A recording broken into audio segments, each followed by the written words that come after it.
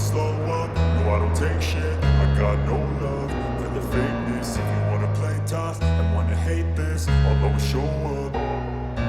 I don't ever slow up, no I don't take shit. I got no love for the fakeness. If you wanna play tough and wanna hate this, I'll always show up and make a statement. I don't ever slow up, no I don't take shit. I got no love for the fakeness. If you wanna play tough and wanna hate this, I'll always show up and make a statement. Everything I do so instinctive and so passionate. Every word I move so descriptive like an adjective. I got a vendetta against people who patented being negative when you should be getting after it. I got facts over tracks, this and that, spitting slow, spitting fast. 对木星由行星引力导致的自转摆动观测中，意外2次检测到木星本身发出强烈的电磁辐射，持续时间分别为81秒和76秒。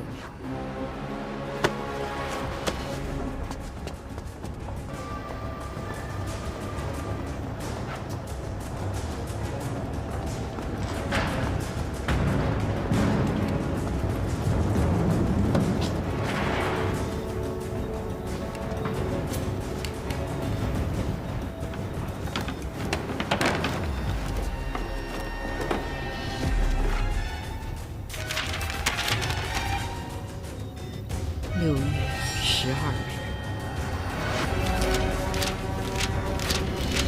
，7月2日，我十分清楚地记得这2个日期。这2天，红岸监听系统都受到了强烈的日龄干扰。这2次日龄干扰，比来自木星的电磁辐射到达地球的时间晚了16分42秒，这是相当关键的。16分42秒。你好，我是监听部叶文洁，我想申请国家天文台6月12日和7月2日木星和地球位置的坐标。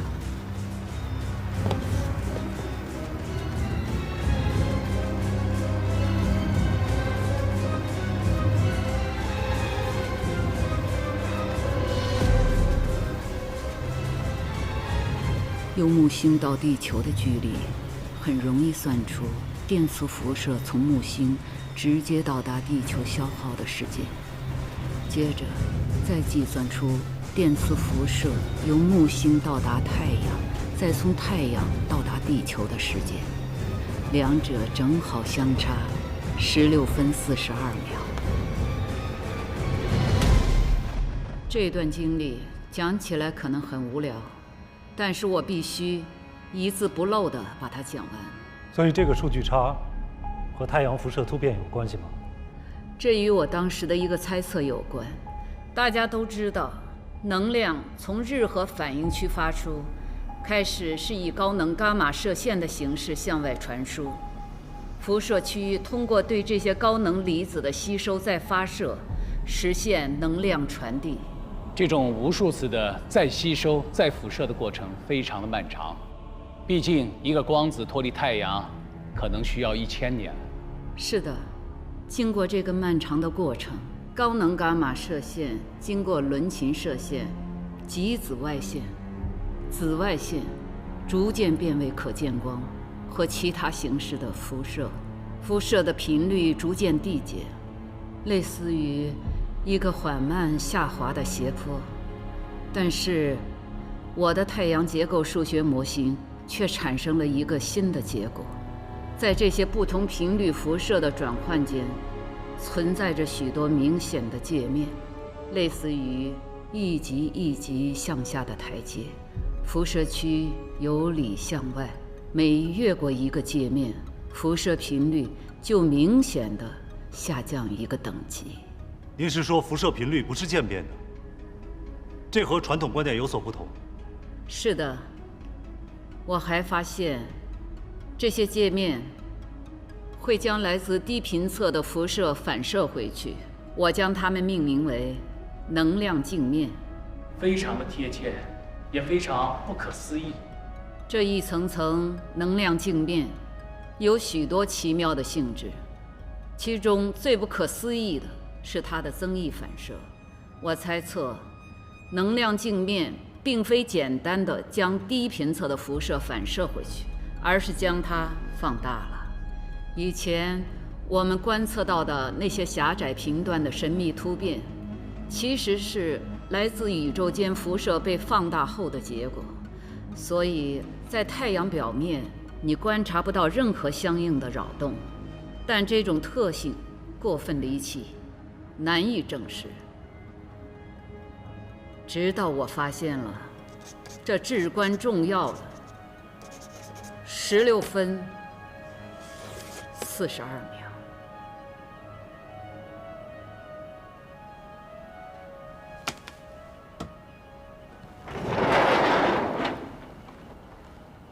你又没去吃饭？这是6月12日和7月2日木星对地球产生的影响。这是国家天文台监测到这2个日期里太阳活动对地球产生的影响。这是木星，这是地球，这是太阳。根据木星和地球的位置坐标，这是当时这3个星球之间的距离。这是电磁辐射从木星到达地球所需要的时间，约等于2099秒。这是电磁辐射从木星到达太阳，再从太阳到达地球所需要的时间，约等于3101秒。两者相差1002秒，也就是16分42秒。说明什么？我猜测，太阳接收到木星的电磁辐射以后，又发射出去了，只是强度增加了近1倍。地球以16分42秒的时间差，分别接收到了被放大前后的这2次辐射。太阳是个电波放大器。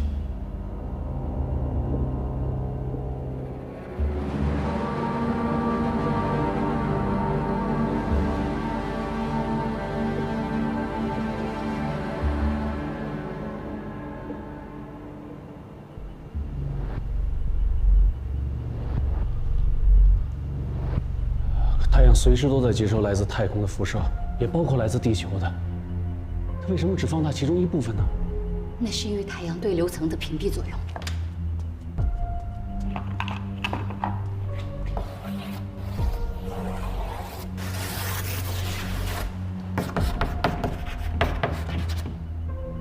对流层位于辐射层之上，这是太阳最外一层的液态层。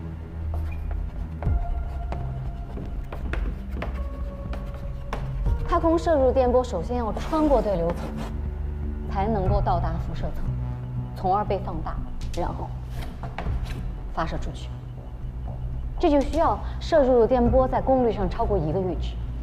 然而地球上绝大部分的无线电发射都低于这个阈值。木星的电磁辐射超过了这个阈值。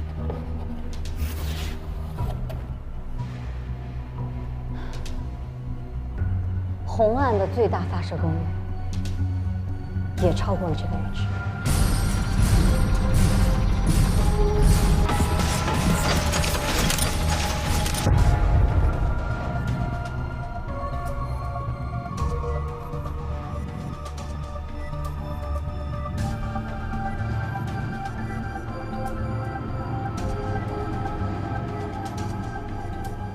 这能解决日邻干扰的问题？不能。但是有一个激动人心的可能性，人类可以将太阳作为一个超级天线，通过它直接向宇宙发出电波。这种电波是以恒星级的能量发出的，它的功率比地球能够使用的所有发射功率还要强上近1倍。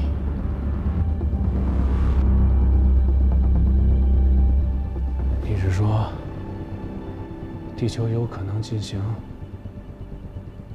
2星文明能级的发射？是的，只要将这2次木星电磁辐射的波形与红岸遭受的日邻干扰的波形进行对比，如果吻合，那么这种论证就得到了进一步的证实。要怎么实施？要与那位外国科学家取得联系，获取那2次木星电磁辐射的波形记录。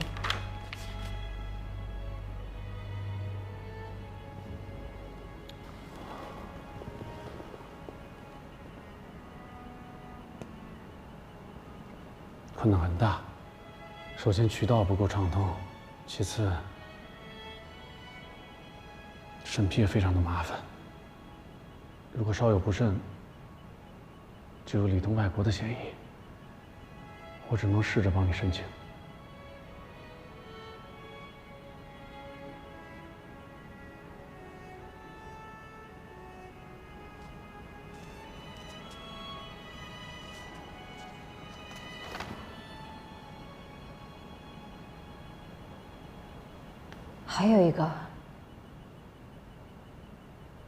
还有一个更简单的办法。你说。将红岸的发射系统以超过那个阈值的功率，直接向太阳发出电波。不，这个在国内从来没做过，雷政委也不会同意的。我可以说，这是一次对太阳进行的研究试验，将红岸的发射系统作为对太阳的探测雷达，以接收回波的方式分析反映太阳电磁辐射的一些信息。这项试验在西方是有先例的。而且与正在进行中的那些类地行星的探测雷达相比，技术上还要简单一些。雷政委是很懂技术的，咱骗不了他。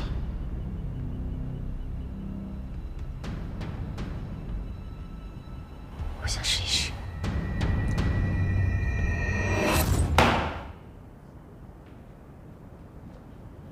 叶文洁，你越来越出格了啊！你的研究在理论上搞搞就行了。有必要弄这么大动静吗？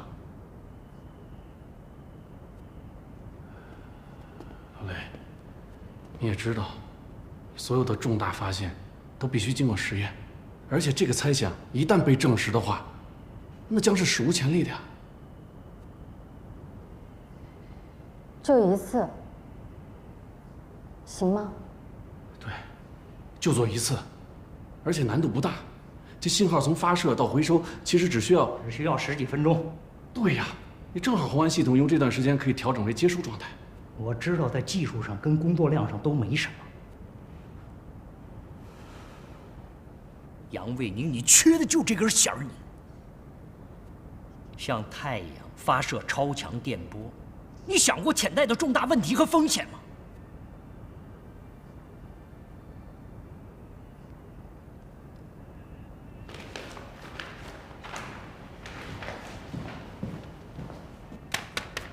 咱们基地上上报的每一份报告，我都得仔细审阅，所有关于太阳技术的理论，我都得反复检查。向太阳发射超强电波这件事本身就有不确定性，极大的不确定性，你明白吗？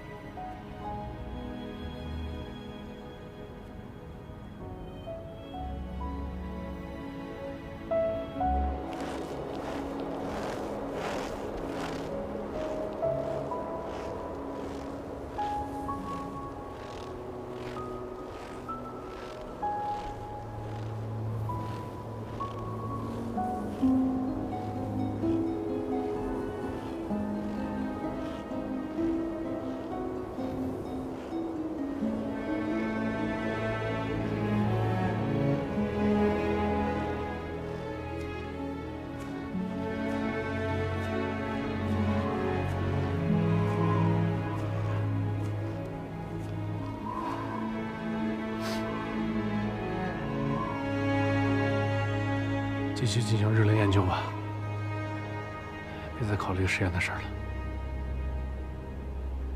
雷政委拒绝的理由根本无法推翻。对不起啊，没帮上你忙。为了你自己考虑，放弃吧。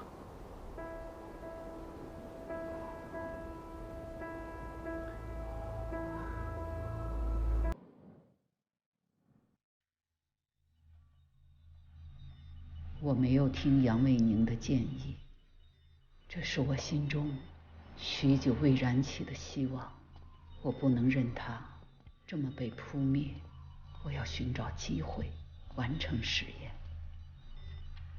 其实，只要冒不大的险，做成这件事很容易。红岸发射系统的发射器是超高功率的设备，故障率很高。每次检修完成后，都要例行试运行。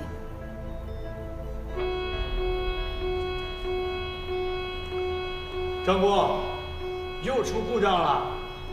故障率太高了，上一轮抢修昨天刚刚结束，今天怎么又来了？张工，我来吧。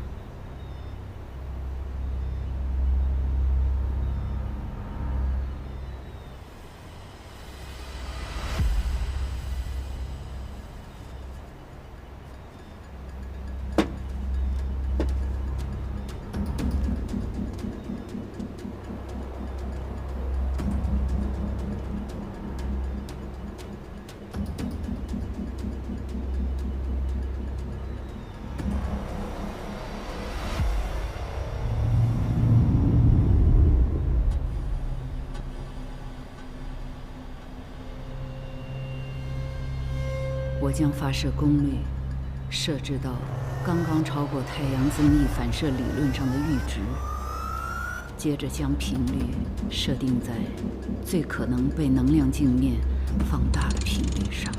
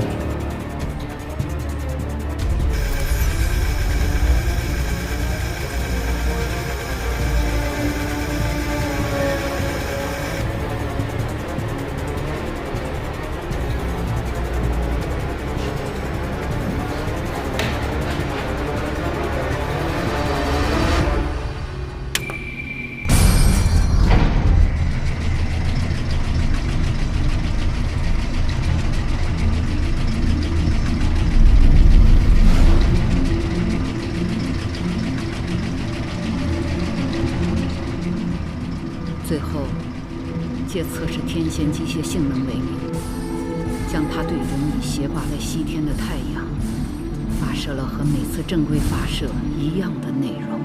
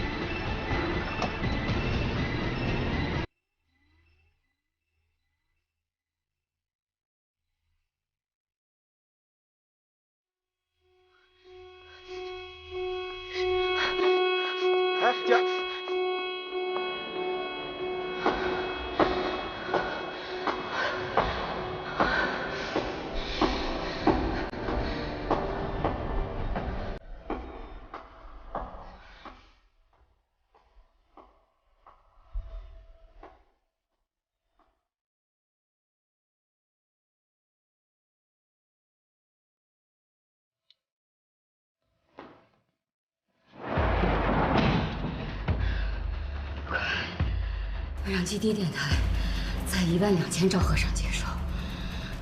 说什么？也许能够收到一些东西。红外系统已经没有时间转换到接收状态了。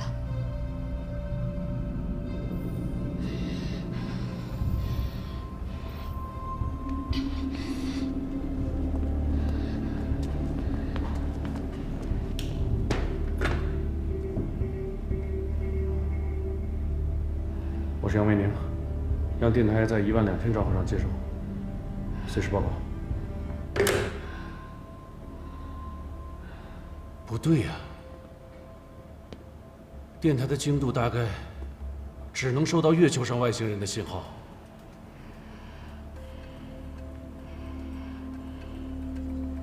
信号来自太阳。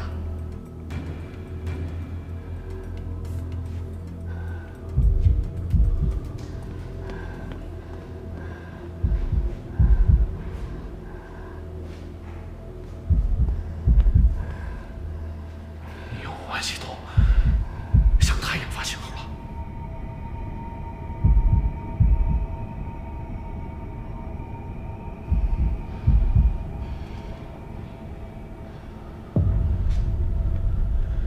你不能告诉任何人，下不为例，绝对下不为例。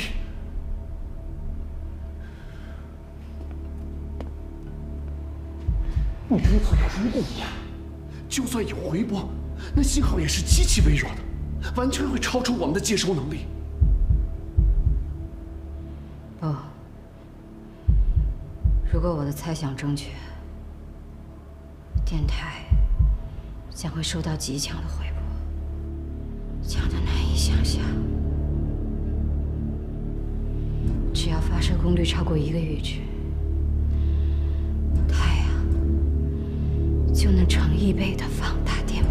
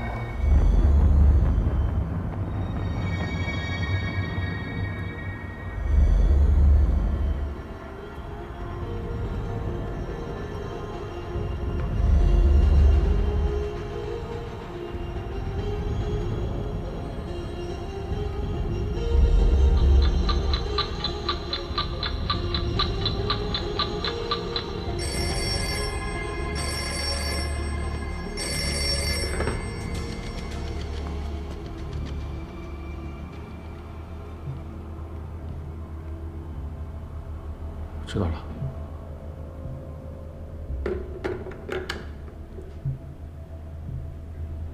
什么都没有收到。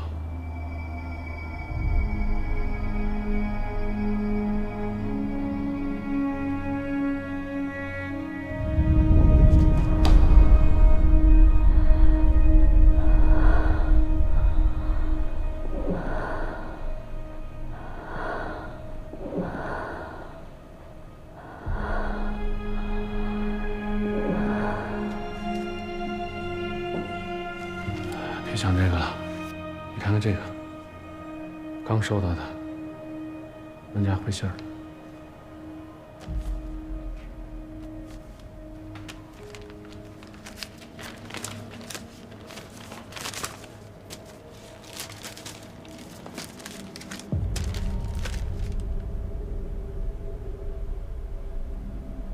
说什么？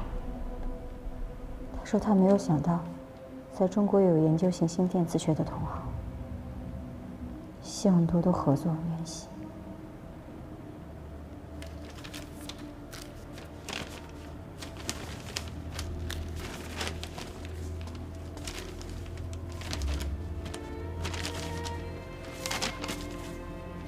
他寄来的2叠纸上，完整的记录了那2次来自木星的电磁辐射波形。我将它们依次铺在地上，只要波形与那2次日灵的相同，我的猜想都能得到证实。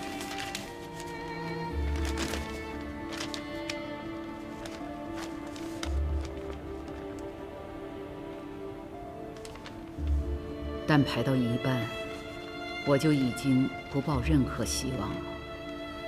我太熟悉那2次日灵干扰的波形了，和这2条肯定对不上。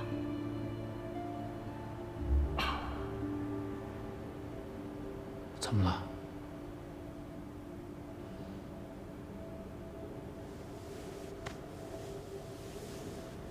没什么，一场梦，醒了而已。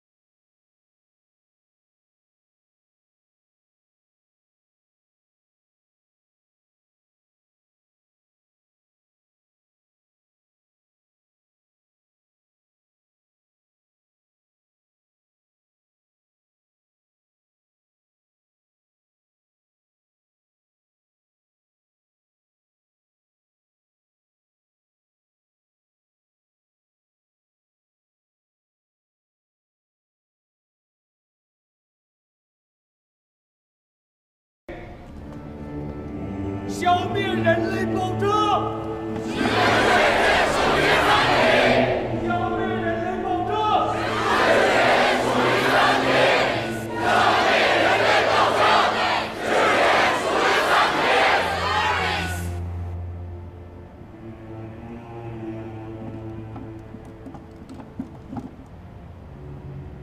那时的我，还远远想不到这些。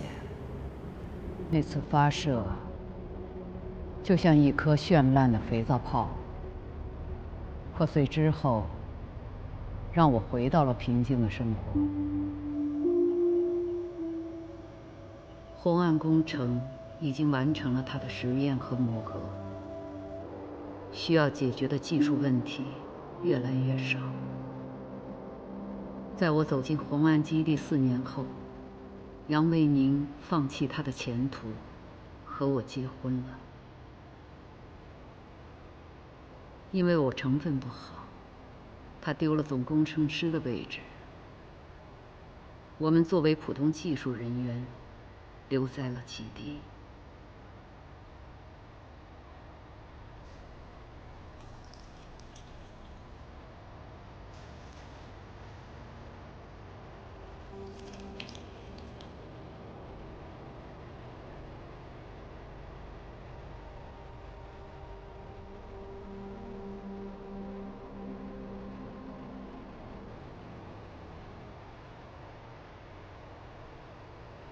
工作和生活变得有规律，让我也变得平静。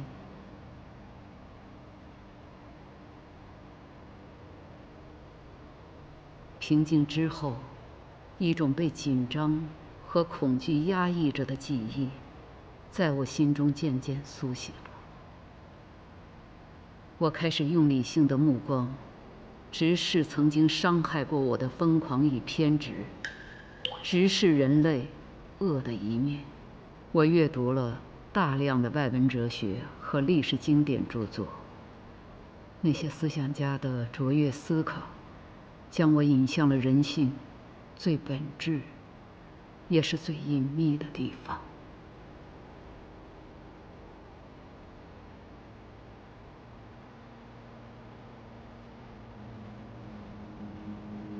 现实中，人类的疯狂也远远没有停止。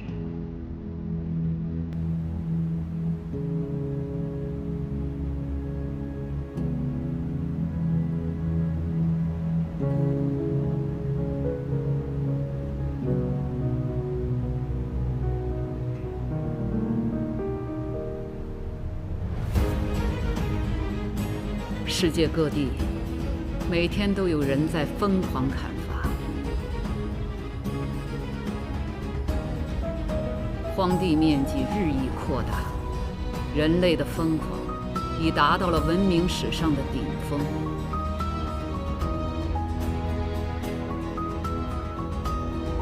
那段时间，正是美苏争霸最激烈的时期。大陆上有着数不清的发射井，深海下潜行着幽灵般的战略核潜艇，能将地球毁灭几十次的核武器战争一触即发。仅一艘北极星或台风级潜艇上的分导核弹头，就足以摧毁上百座城市，杀死几亿人。核武器的威力是恒星才具有的力量。在宇宙之中，还有更可怕的力量，比如黑洞、反物质、暗物质等等。与那些力量相比，热核炸弹不过就是一个温柔的蜡烛。如果人类获得了那些力量中的一种，世界可能瞬间就被气化。在疯狂面前，理性是软弱无力的。那时的我陷入了一种奉献目标的缺失。我是一个理想主义者，希望将自己的才华奉献给一个伟大的目标。可那时我发现自己以前做的一切都毫无意义，以后也不可能有什么有意义的追求。直到1979年10月21日，一切都被改变了。其实，红岸的值班工作很简单：看接收到的宇宙电波波形，聆听无意义的噪声。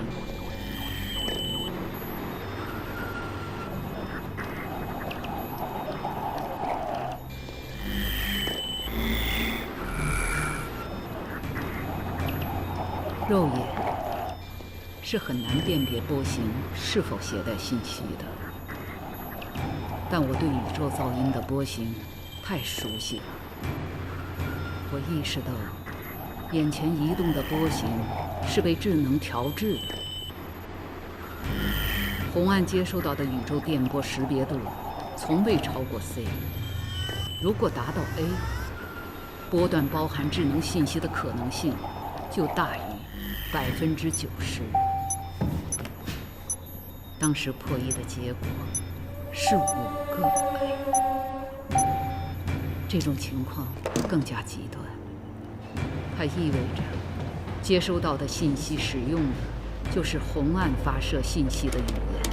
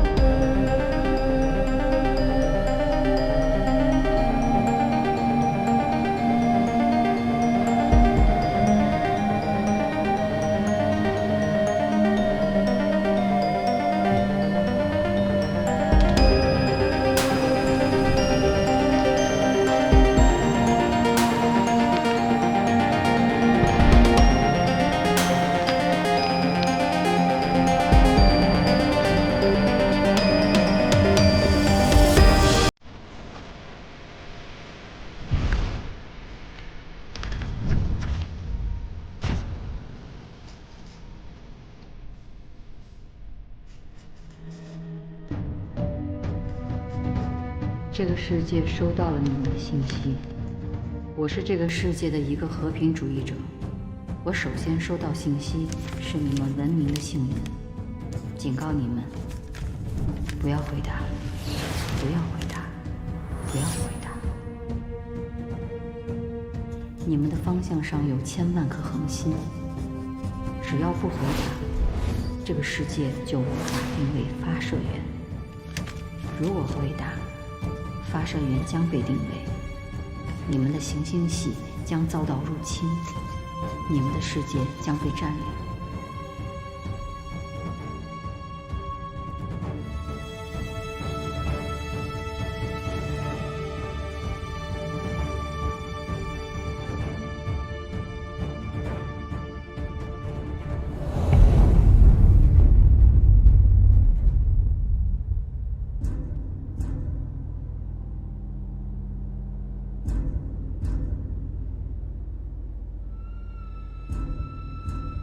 不要回答，不要回答，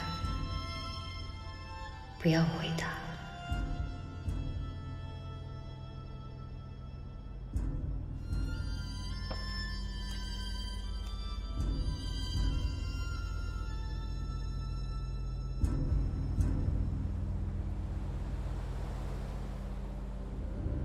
收到第一条信息时，距我上次向太阳发射信息不到9年，那么信息的发射源距地球有4光年左右，它只能来自距我们最近的恒星系——半人马座3星。在那天之后的4个小时中，我第一次知道了另一个世界的存在。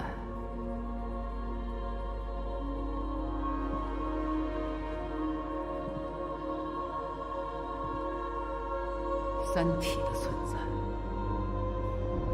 如你们所了解的那样，那是一个一次一次浴火重生的文明。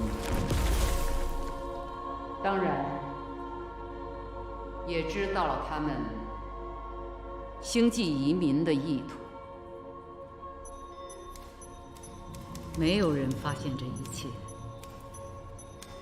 在监听系统的信息处理部分，能够查看接收内容识别度和访问异界系统的终端，只有我面前那2台。我将已接收到的信息全部转存到一个多重加密的隐形子目录中，用1年前接收到的一段噪音代替了这5个小时的内容。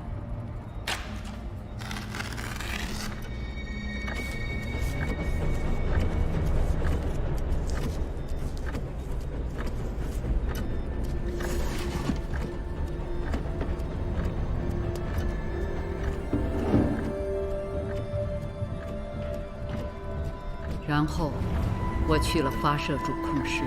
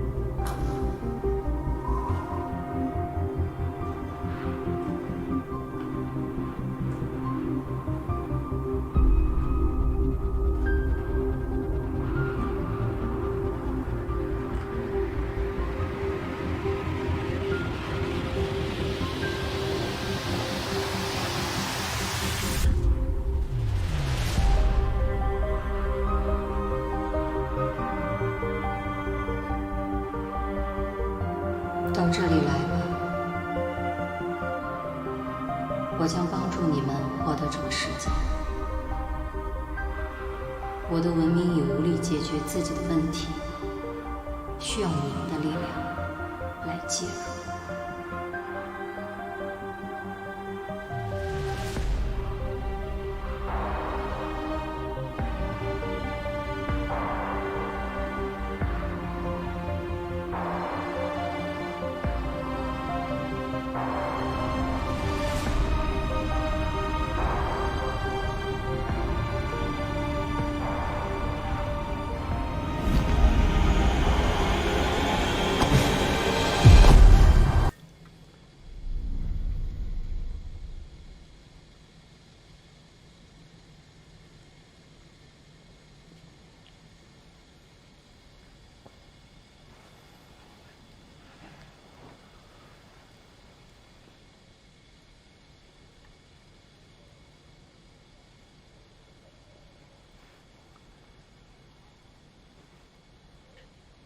为什么要瞒着我呀？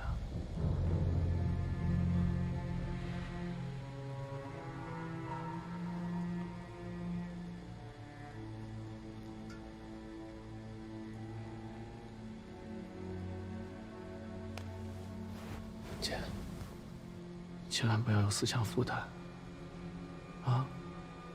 你任何事你都要跟我说，咱们两个一起扛。你知不知道，你晕在外面多危险呐！你都知道了。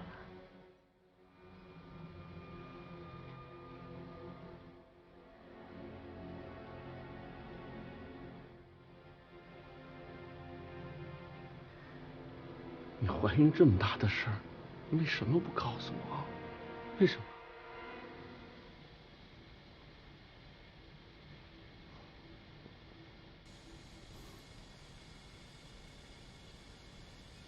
告诉我。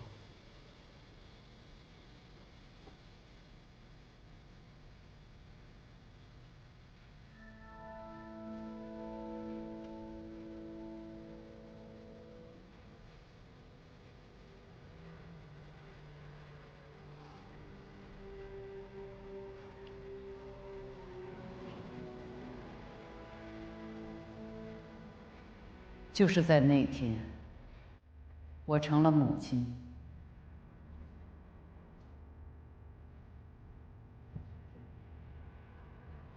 是，杨东。也许是巧合，从那天起，我的人生和人类文明的历史都有了一个新的开始。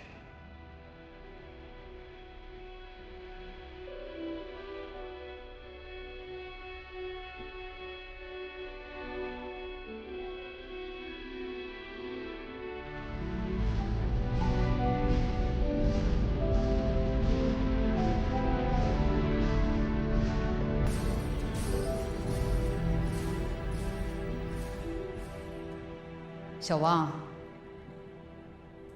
现在我来回答你的问题。主为什么要扑灭纳米技术？因为它可以使人类摆脱地球引力，大规模进入太空。太空电梯。你立刻从飞刃想到了太空电梯。这可能只是一项很小的发明，但对地球人类却意义重大。这种超高强度的材料，一旦大规模生产，建设从地表直达地球同步轨道的太空电梯就有了技术支持。人类可以凭借这项发明，轻易地进入近地空间，在太空建造大规模的防御体系。便成为可能。如果这样，就会影响主的降临，所以必须扑灭这项技术。这么做没有任何的意义。这不是基础研究，大方向对了，其他人也能做得出来。能够扰乱研究者的思想，是最有效的。就是这样的倒计时，在我前面会养成。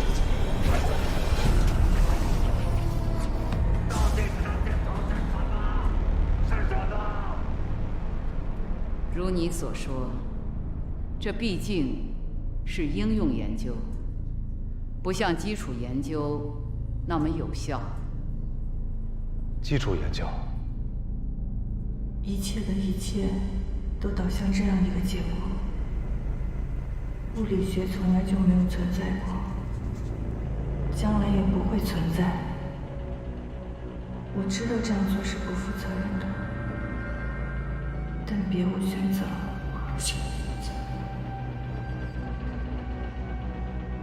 杨东到底是怎么死的？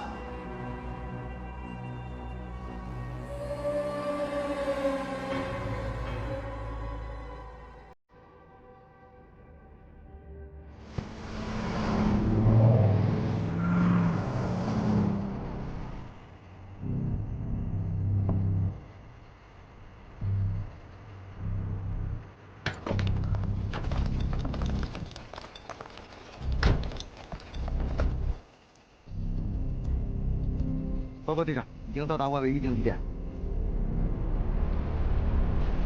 行动！恢复车辆。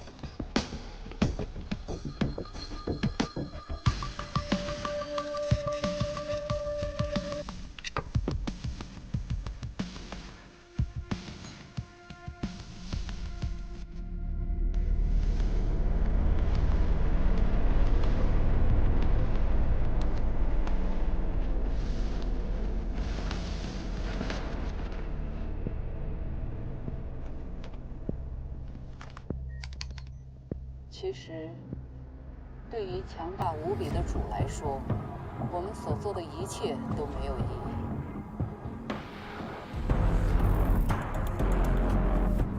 年轻人的就绪，请指示。开始行动。行动。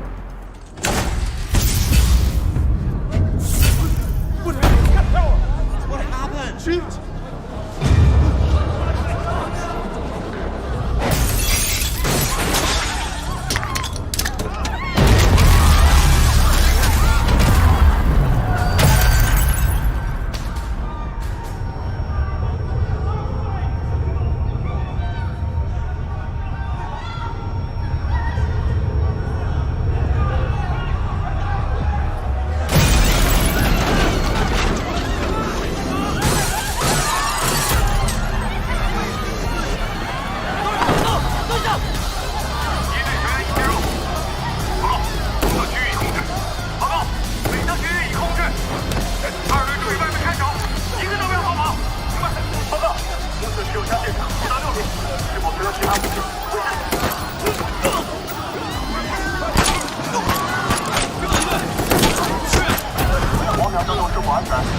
子。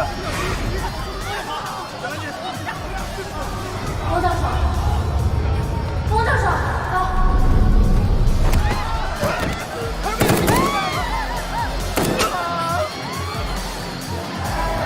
报告，全部控制住。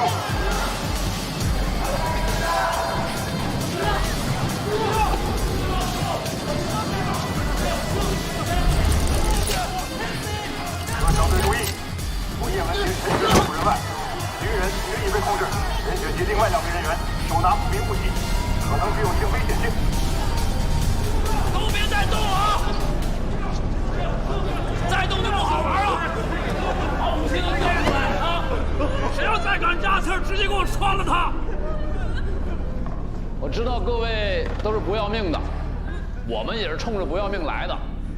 今天我把话搁这儿啊，普通的警务和法律禁区对你们已经不适用了，人类的战争法则对你们也不适用。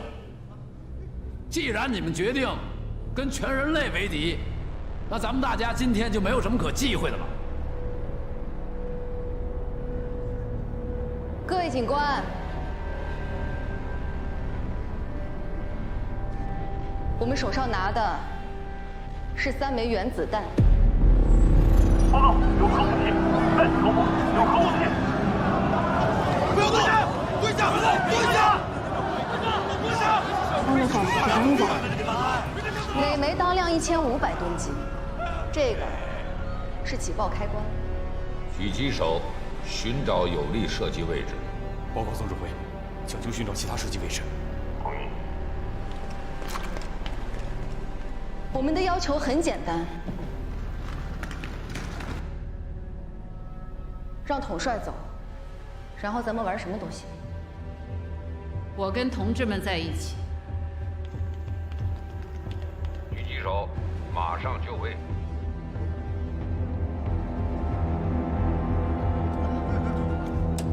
你说原子弹就原子弹了，那我看它就是一球。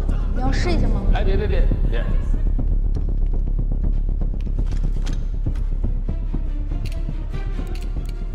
狙击手视线受损，不能保证首发命中。还有一个办法，直接向球射击。不会引爆吗？只会引爆外围的常规炸药，肯定不会发生核爆炸。这是你的交给我。耍什么花招呢？那咱得好好聊聊啊！你们都别动啊，别跟着我啊！站住！哎，丫头，咱悠着点啊！我想说的事儿一定是你想知道的。你妈找着了，你母亲找到了。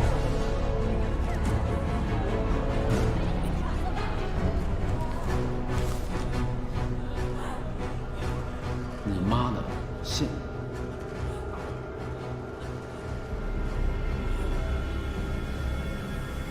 那你们谁来拿一下？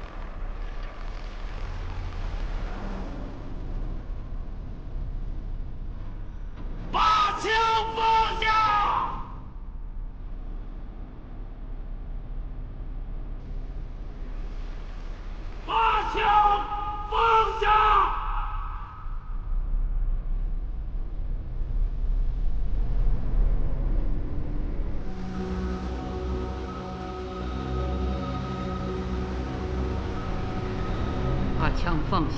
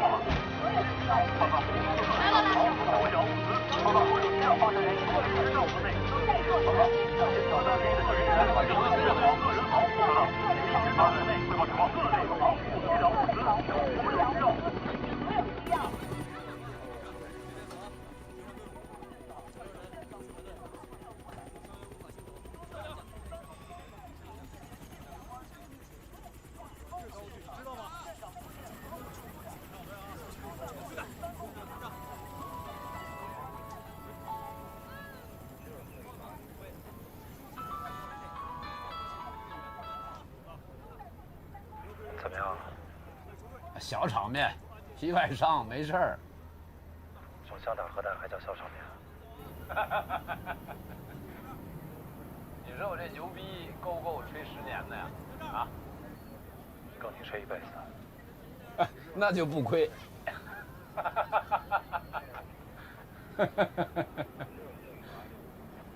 行嘞，你是不是挂彩了？赶紧歇着去。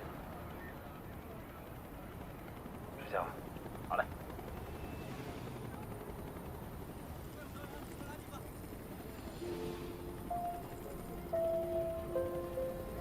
收到。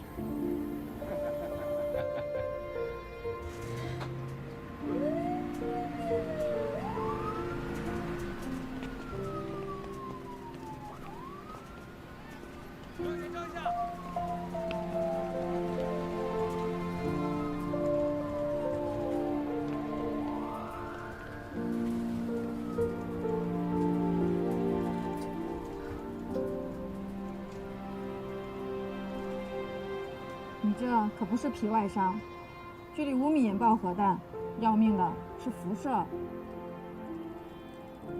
是福不是祸，是祸，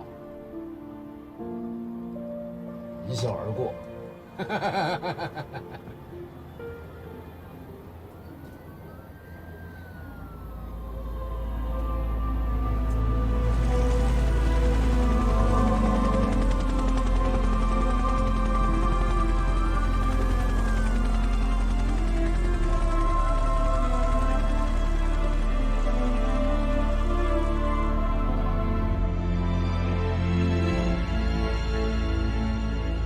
科学家们都就位了吗？他们已经在盘旋监控室做好准备了，随时给您提供技术支持。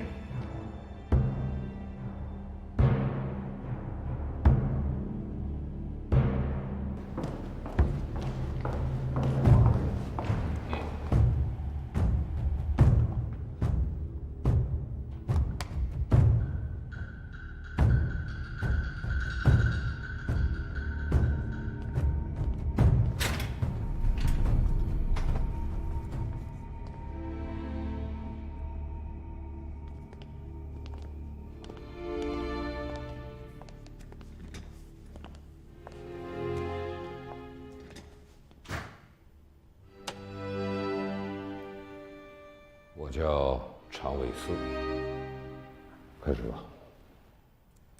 姓名：叶文洁，出生日期，1947年6月，职业：清华大学物理系天体物理专业教授，2004年退休。叶老师，鉴于您的身体情况，您可以随时提出暂停休息。谢谢，不用。我们现在要进行的是普通刑事案件的调查，不涉及到更高层次的内容，这也不是本次调查的主要部分。我们希望可以快些结束，请你配合。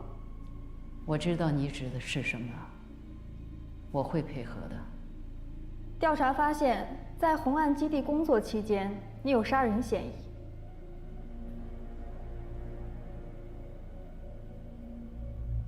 我杀死过2个人。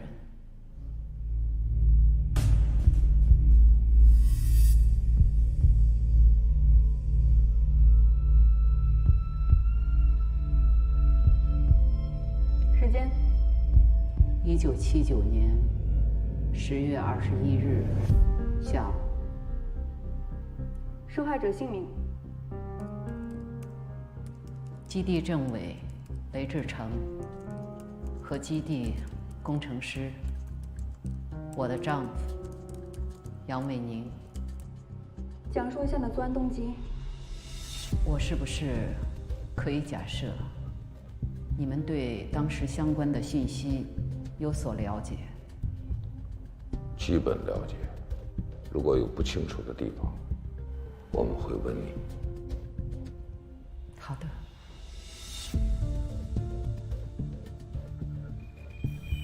时隔8年，我在1979年10月21日收到了来自三体文明的信息。不要回答。在接收并回信后的当天下午，雷志成把我叫到他的办公室。我得知，当时阅读到三体文明信息的不止我一个人。雷志成也看到了，他背着所有人，在主计算机中长期运行着一个秘密程序。红岸系统发出和接收到的所有信息都有备份。正是在这个备份中，他发现了红岸接收到地外文明的信息。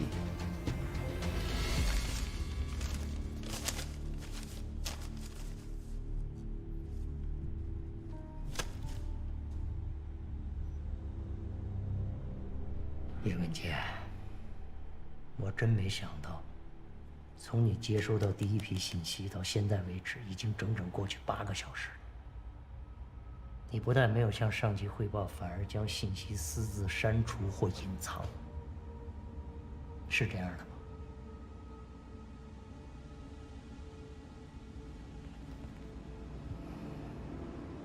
我知道你接下来的企图，你打算回电是吗？幸亏被我及时发现，要不然整个人类的文明就将毁在你手里。当然了，并不是说我们惧怕来自宇宙的入侵啊。咱们退一万步说，如果这种事情真的发生了，外星侵略者必将会淹没于人类战争的汪洋大海中，这一点是毋庸置疑的。我意识到，他还不知道我已经发出了回电。我将发射信息放入发射缓冲区时，使用的不是常规文件的接口。这无意中绕开了他的监视程序。我思考着如何麻痹雷志成，将这件事掩饰过去。叶文杰，你是会做出这种事情，因为你一直对伤害过你的人都怀有刻骨的仇恨，你是不会放过任何一个报复的机会的。但你想过这么做的后果吗？我当时太害怕了，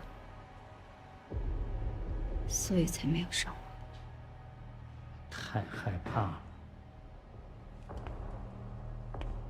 叶文杰。说实话，对于你，我是没有任何恻隐之心的。但我绝不能看着杨卫宁同你一样毁掉，我更不能看着他的孩子让你毁了。怀孕了吧？马上要做母亲了。我告诉你，就你这个性质的问题，就算杨卫宁不知情，也会受到极大的牵连。就像你这辈子都会受到你父亲的牵连，你即将出世的孩子这一辈子都会受到你的牵连。这些后果你都想过吗？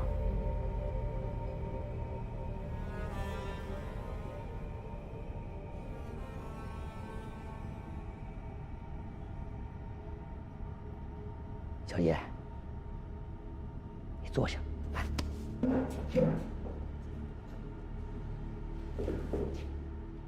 事情是一定要处理的，但并不是说完全不留情面。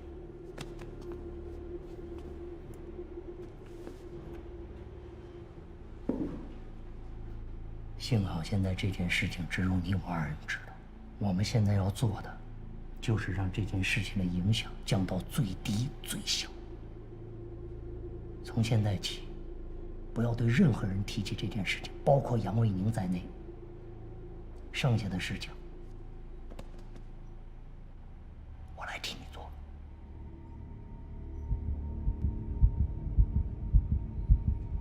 小叶，你一定要相信我，我跟卫宁是多年的战友，有很深的私交，这件事情我必须得帮他。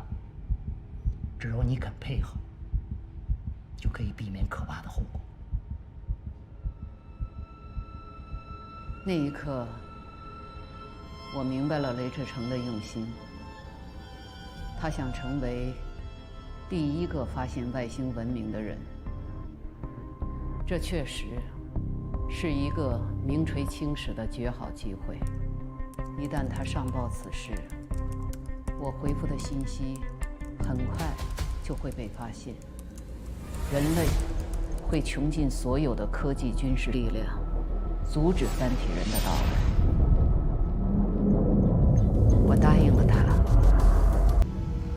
但这时我决定了一切。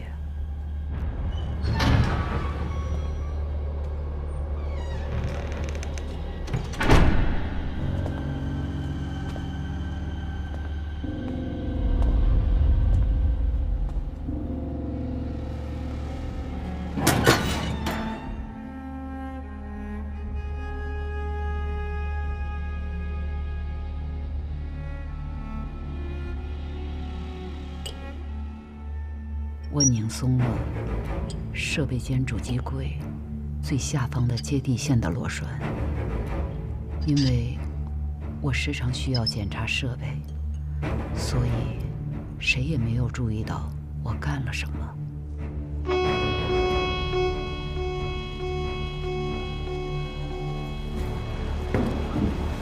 这种故障以前多次发生，判断起来很容易。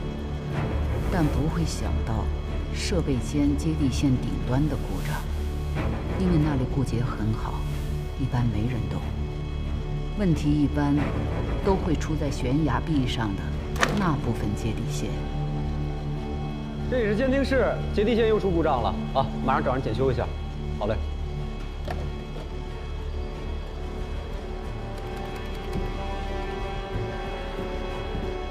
哎，你回来正好，接地线出故障，我得去盯一下。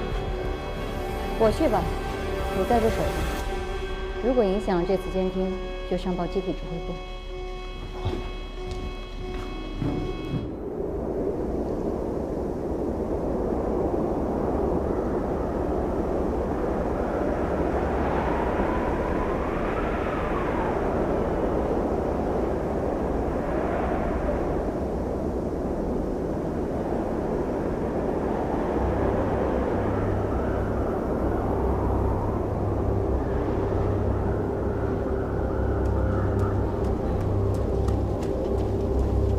怎么样了？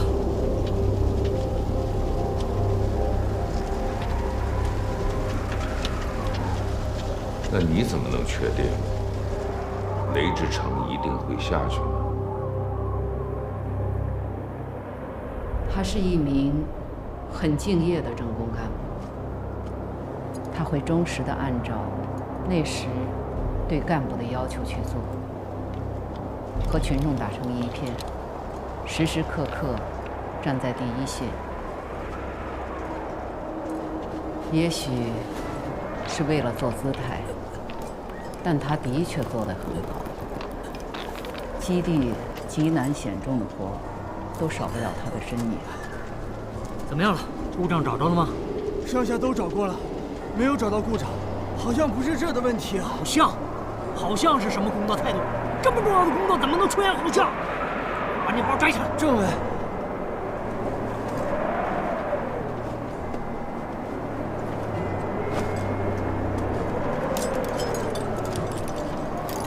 他做的最多的，就是抢修接地线这项既危险又累的活。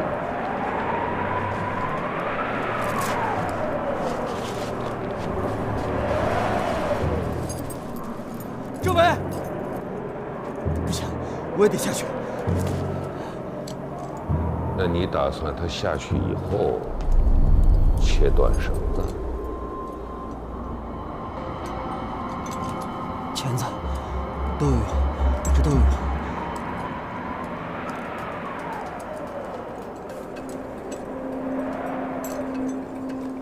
导致故障的原因有很多，可能因为接地线暴露产生的接触不良，也可能因为天气干燥导致接地电机导电性差。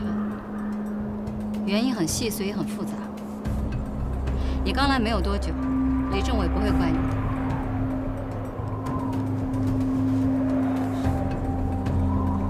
你现在回主控室，去看看其他的机器是否正常。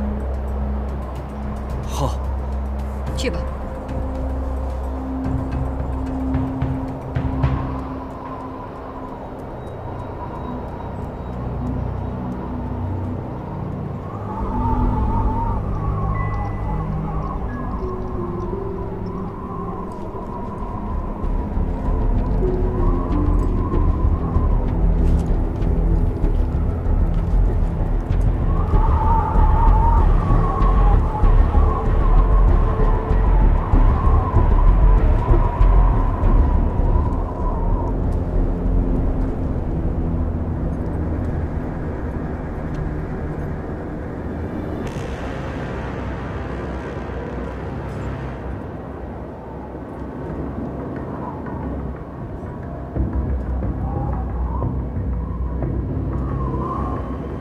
计划用折成3段后，叠在一起的短钢锯割断绳子。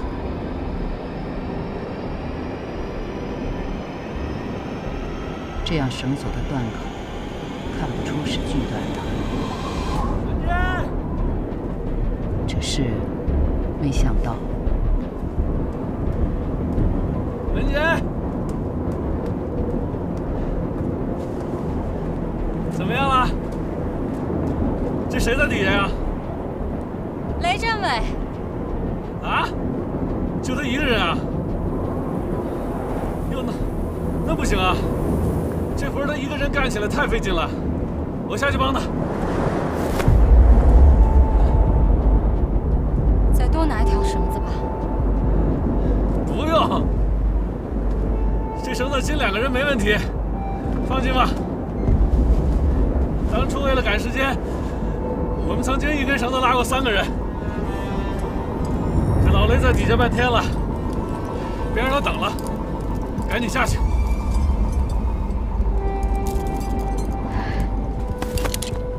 啊？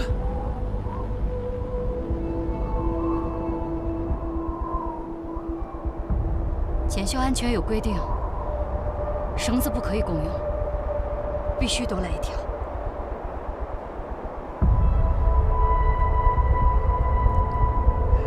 行吧，那你去拿，我在这看着他。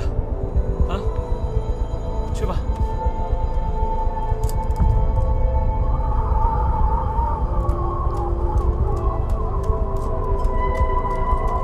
你慢点儿，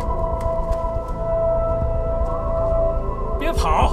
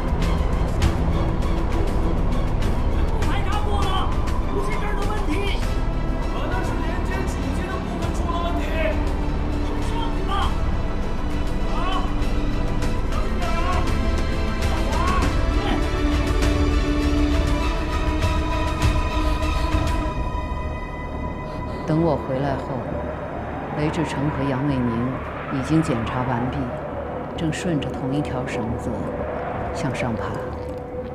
雷志成在后，杨卫宁在前。我知道，真的不会再有机会了。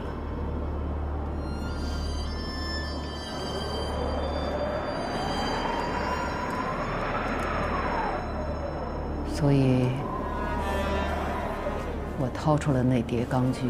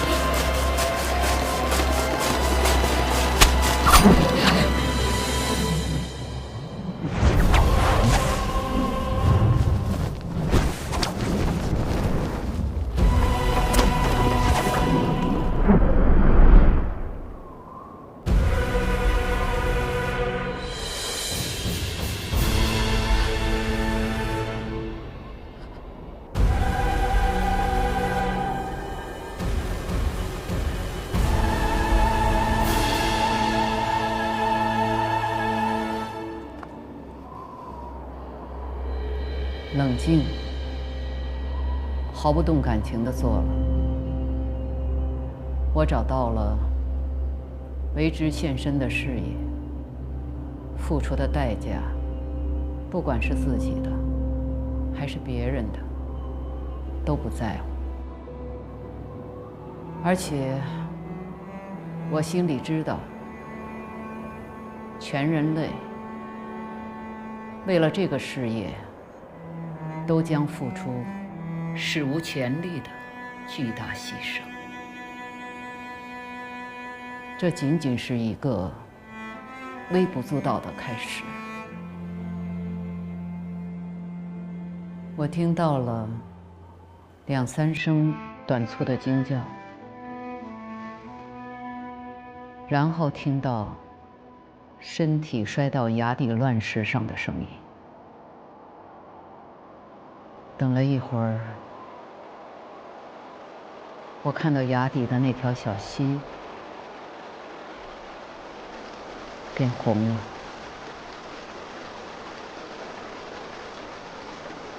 或许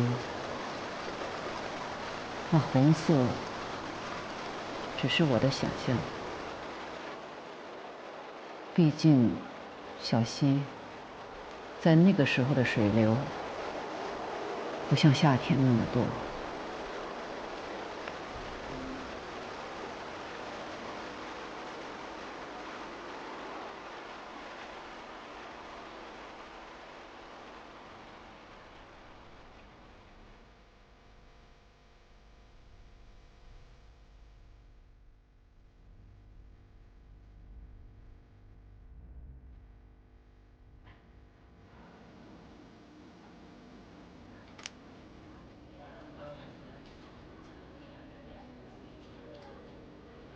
出第几管？要做全面的检查吗？住院手续办好了吗？办好了。你怎么来了？过来看看你。哎呀，看什么呀？没事儿，赶紧回去吧。一大堆事儿。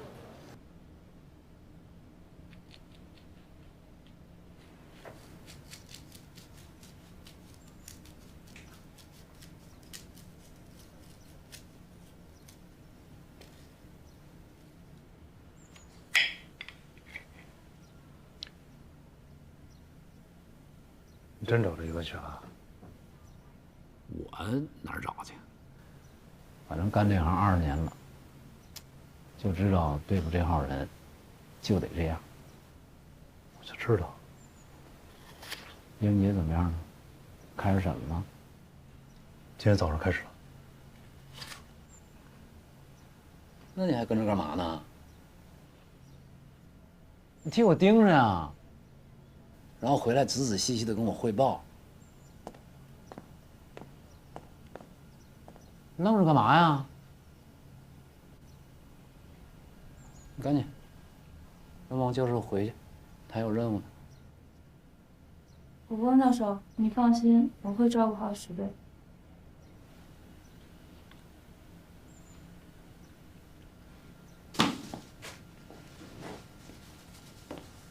检查报告出来之后，第一时间告诉我。嗯。把苹果吃了。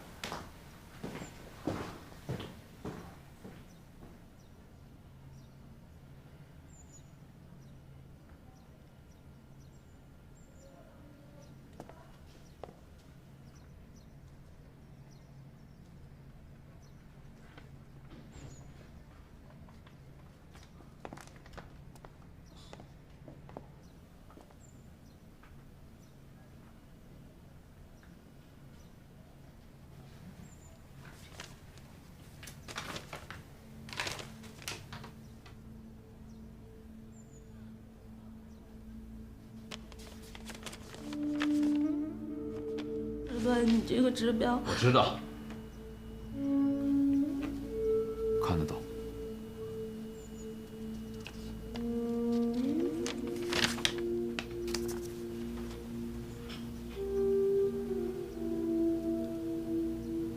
这千万不能让王淼看见啊！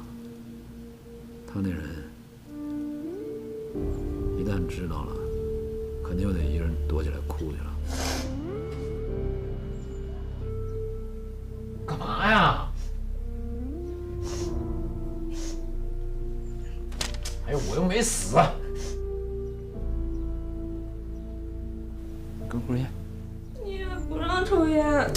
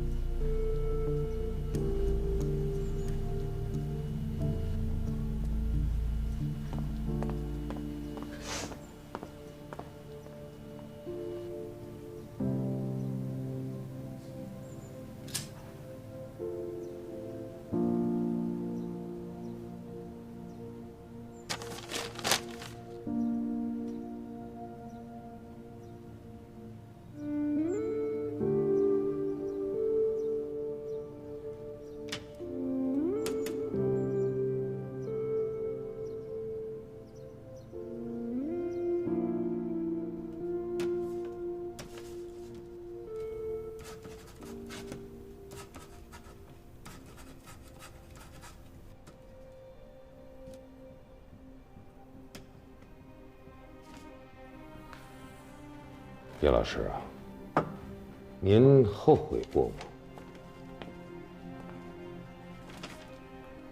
没有。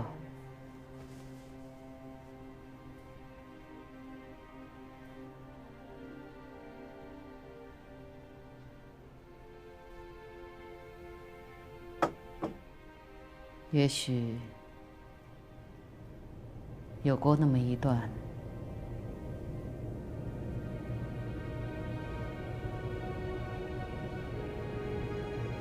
雷志成和杨卫宁遇害后，上级以普通事故处理了那件事。在基地所有人眼中，我和杨卫宁的感情很好，所以他们对我没有起疑心。新来基地的政委很快上任，我又恢复到以前一成不变的生活。直到有一天，卫兵小张说有人要见我。这些孩子都是从季家屯来的，这不听说在雷达峰上有询问的人多，就想找你问几个学习上的问题。他们可以来这里吗？这不是咱们基地的安保级别降低了，只要他们不进去，没事。那昨天还有老乡去这边送菜哩。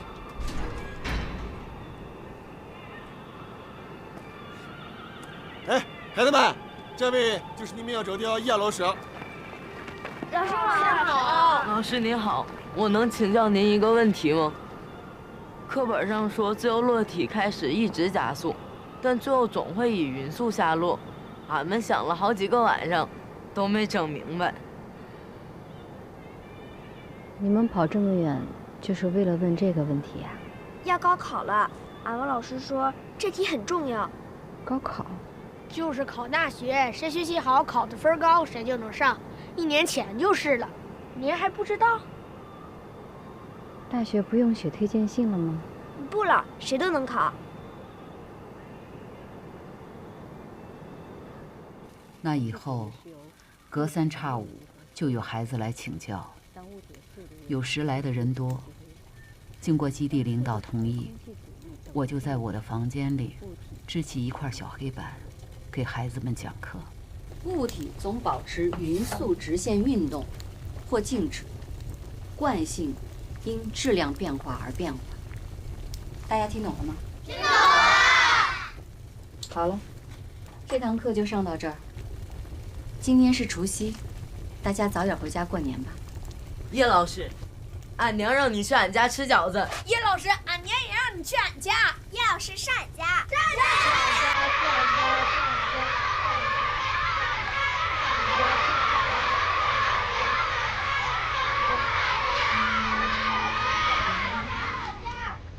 谢谢你们，老师不去了，早点回家吧。下山的时候小心一点。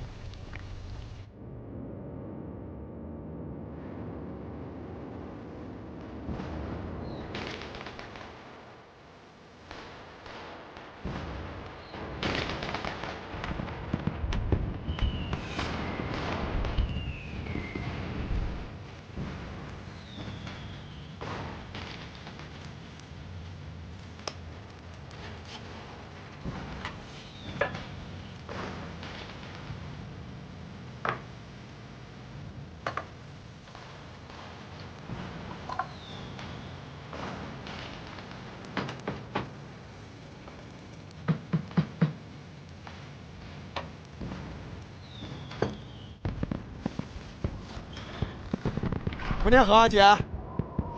大过年的，你怎么来了？来！叶老师，过年好！你们怎么来了？快进屋，外边冷，快！快！进屋。哎呀！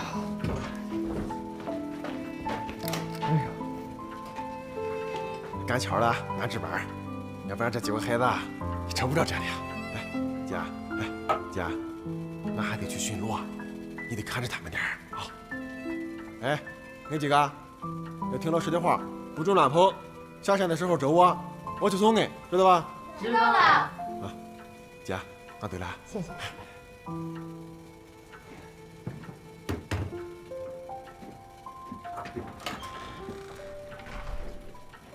来，先暖和暖和。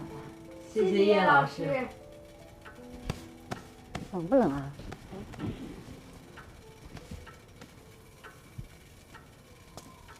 这是什么？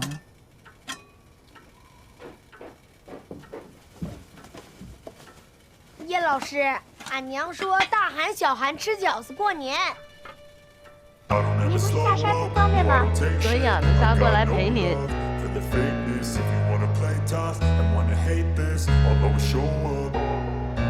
I don't ever slow up, no I don't take shit. I got no love for the fakeness. If you wanna play tough and wanna hate this, I'll always show up and make a statement. I don't ever slow up, no I don't take shit. I got no love for the fakeness. If you wanna play tough and wanna hate this, I'll always show up and make a statement. Everything I do so instinctive and so passionate. Every word I move so descriptive like an adjective. I got a vendetta against people who patented being negative when you should be. 没有接生的条件，把我送到了最近的镇医院。在路上，我发生了大出血，脑中想着，这就是我的归宿了，这就是那个超级背叛应当受到的惩罚。都搁外边等着。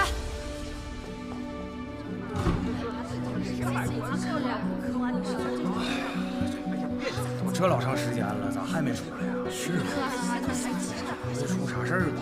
这小叶平时身体就不老好了。知道啊，可千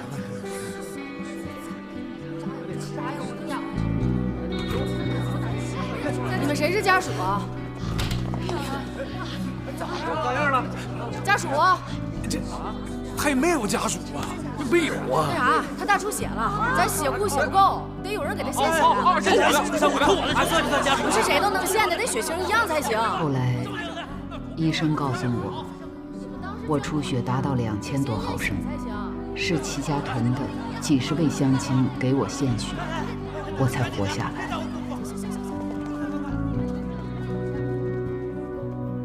他们中很多人的孩子，我都辅导过，但更多的是素昧平生。很多是听他们的孩子或父母说起过我。如果没有他们，我现在已经死了。杨农出生后，我身子很虚弱，没办法自己带孩子。又是齐家屯的老乡来找基地领导，说他们可以把我和东东带回家去照顾。老齐头，老齐头，哎，叶老师好点没？看什么去你？我说你说话能小点声吗？你说你这么大个嗓门，你才吓着孩子。哎，俺弟媳妇有个亲戚在城里住，上次回来带了几罐这玩意儿，说这玩意儿对身体好。俺寻思叶老师这一段那得好好补补啊，给他送去啊。哎呀，东西放那儿就行了。你没看那一堆东西吗？人家叶老师那几个学生啊，人天天拿东西往这儿跑。那上级领导都说了，说这个等叶老师啊身体恢复了，明年再去报道。你说这叶老师倒好，他闲不住，说了过2天就在我这个院子里给孩子们上课。哎，在这儿那感情好。这，我你小点声。你说他这，哎呀，哎呀，快快，哎呀！我老头，你干啥去？你现在才那孩子哭半天呢都。我婆婆非要看看孩子，我都急坏了。行了行了行了，赶紧麻溜走吧。哎，麻溜赶紧。哎呦，老齐头，老齐头，哎，你进来干啥？你去，大凤咋回来了？那不是叶老师没奶吗？你家大凤身子壮，也刚生完孩子，奶足，我就给叫回来，俩孩子一块儿喂呗，你说是不是？哎，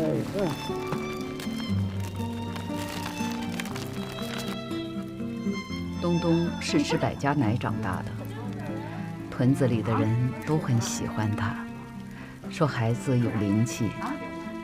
渐渐的，我住的院子成了屯里人的聚集地，老的少的没事儿都爱往这跑。那怎么可能长像鞋拔了？睡着了，赶紧，宝宝他歇会儿吧，你歇会儿，我去吧。妹妹，不用，你让他去吧。啊，哎，不是，我觉得我是非常好的啊。能行吗？这个怎么的？实话，你是不是挺喜欢？是你的类型。啊，行，是，咱不能弄死了。哎，不能走。在我的记忆中，这段日子不像是属于自己的，更像是别人人生中的某些片段，飞进了我的生活。我看，这啥意思？还拖个尾巴？哎，再来一次啊！你这样拉呀，这样。最令我难忘的是和大凤住在一起的那些夜晚。齐家屯没有通电，每天晚上我们就守在一盏油灯旁，照顾孩子。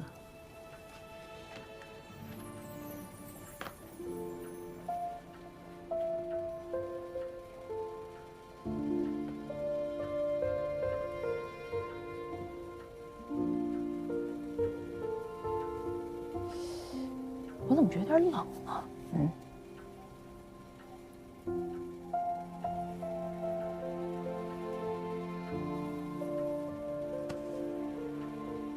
想啥呢？啊？没有，我就是觉得这段日子就像做梦一样，从来都不属于我。哎呦，你这又说啥呢？不行，我呀得烧点柴火热乎炕。我跟你一起去吧，省得跑2趟。哎呀，哎呦！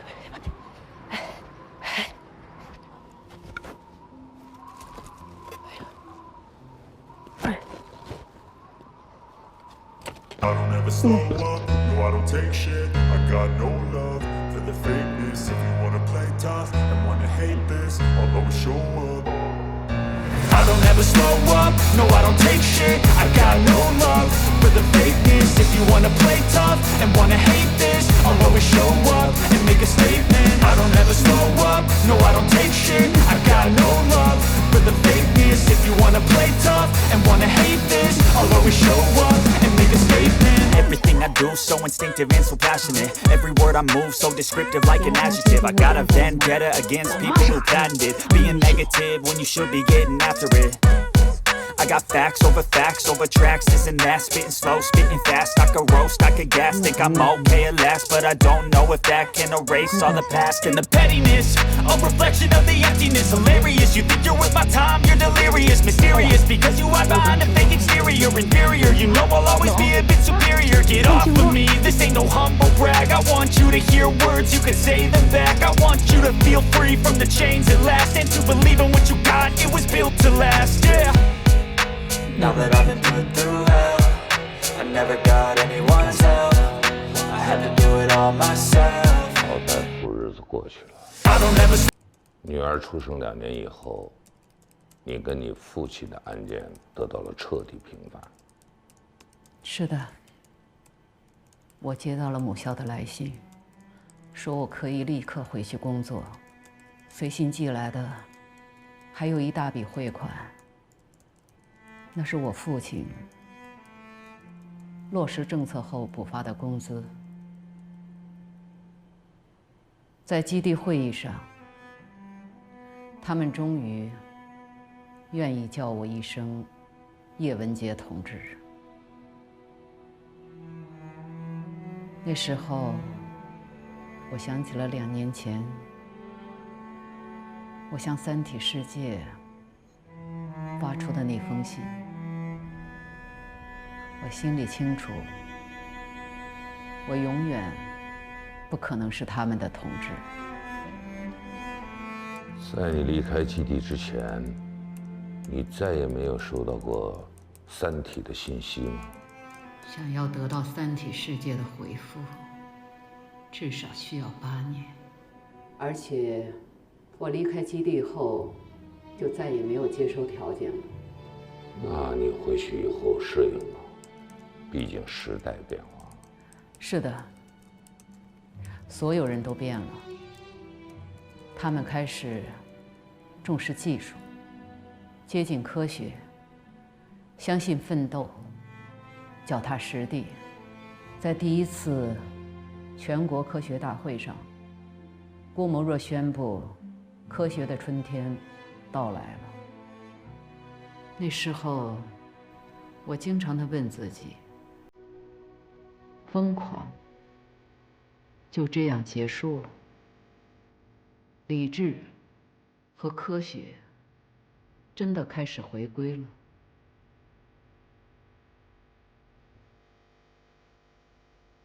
随着时间的流逝，我对红岸基地产生了一种不真实的感觉。那件事情太重大了。 而且是我一个人悄悄完成的，越来越像是自己的幻觉，像一场梦。太阳真的能够放大电波吗？我真的把太阳当成天线，向宇宙发射过人类文明的信息吗？我真的收到过外星文明的回复吗？还有雷志成、杨卫宁，真的是被我……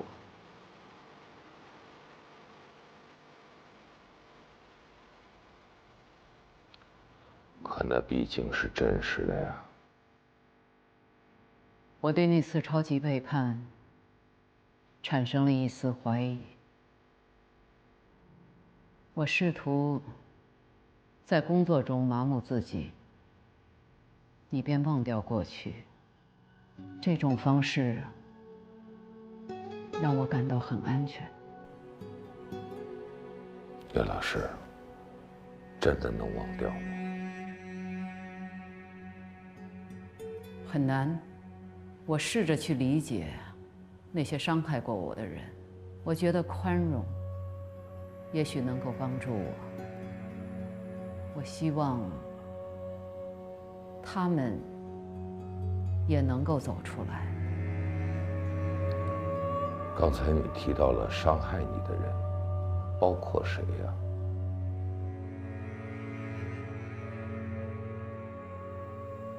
我的母亲少林，还有那几个在询问我父亲的时候领头的人。我母亲在我父亲死后，很快就恢复了过来，还继续夹缝生存，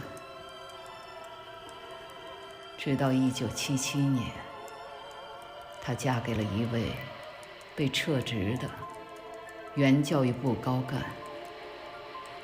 没想到，她的选择是超前的。运动还没有结束，她的新丈夫已经恢复了部分职位。11届三中全会后，她升得很快。少林也因此调离了原来的学校，成为另一所名牌大学的副校长。什么？放这边。哎，那个晚上别做茄子啊，文杰不爱吃。哎，做条鱼，吃鱼对孩子好。也吃个糖好吗？外婆给你包啊。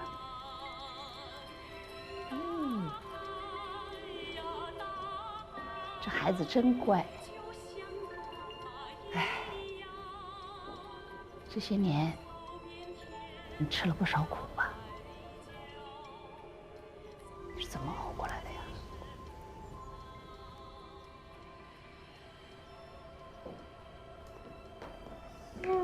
来，外婆给你吃，外婆给你做的。啊，回来啦。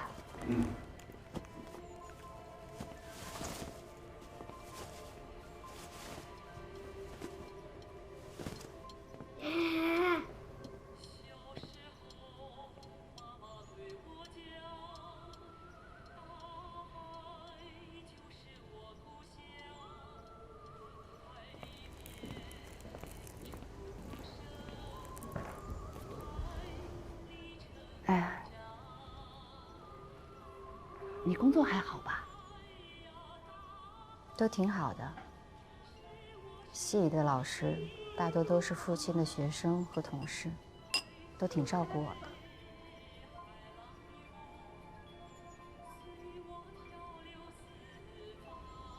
我不就这个。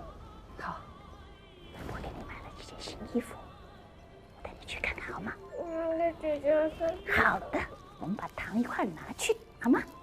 真乖，拿着。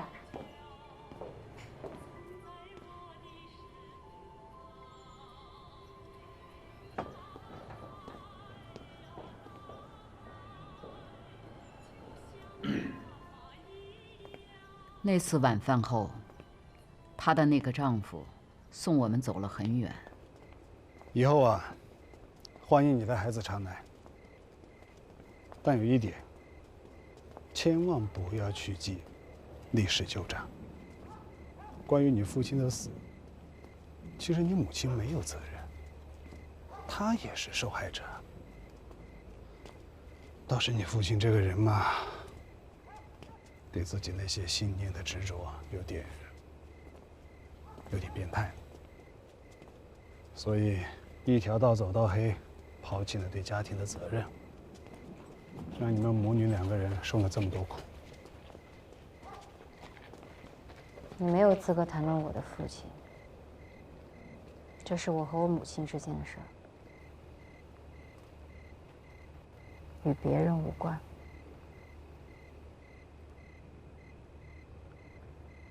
确实与我无关，我只是在转达你母亲的意思。